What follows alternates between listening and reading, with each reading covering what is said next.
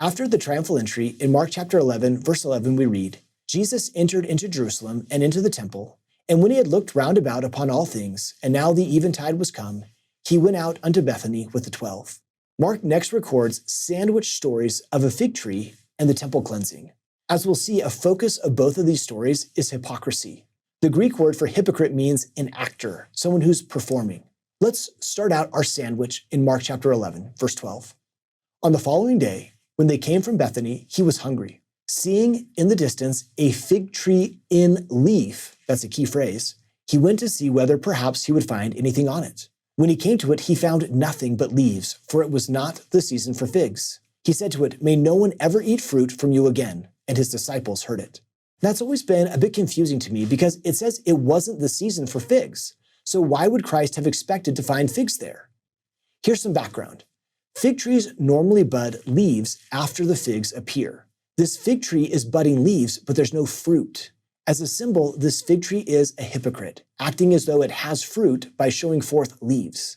For a moment, we'll skip the middle part of the sandwich, Christ cleansing the temple, and jump to verse 19. And when evening came, Jesus and his disciples went out of the city. In the morning, as they passed by, they saw the fig tree withered away to its roots. Then Peter remembered and said to him, "Rabbi, look, the fig tree that you cursed has withered." We can learn from the connections in the stories that are part of the Markan sandwiches. In between the accounts of the fig tree is Christ cleansing the temple.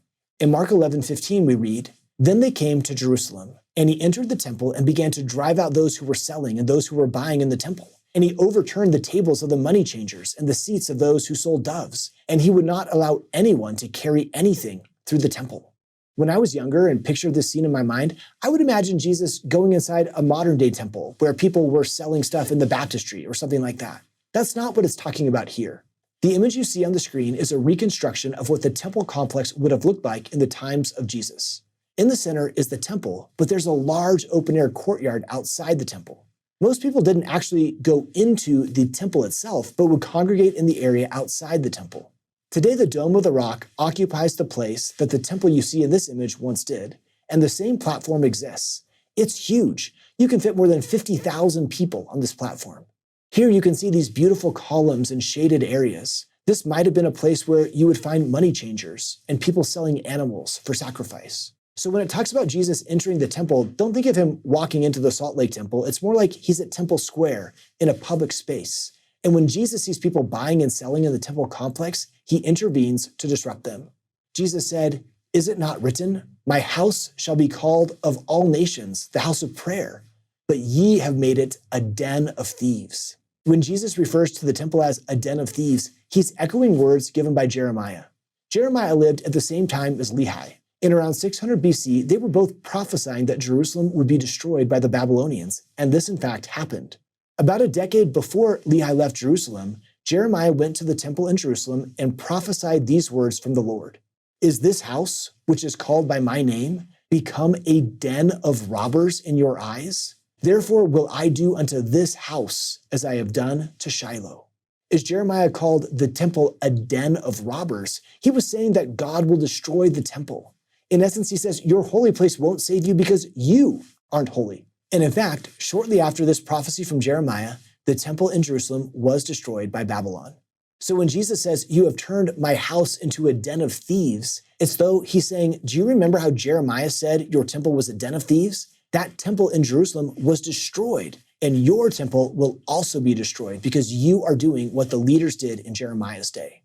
Within a few decades of Christ's words, the temple in Jerusalem was destroyed by the Romans.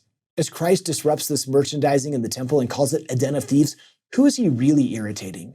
There are undoubtedly many people who are affected by Christ's actions, but a major group that's negatively impacted are the chief priests, who administer a variety of money-making ventures at the temple. In the Synoptic Gospels, this appears to be a catalyst for Christ's arrest and crucifixion.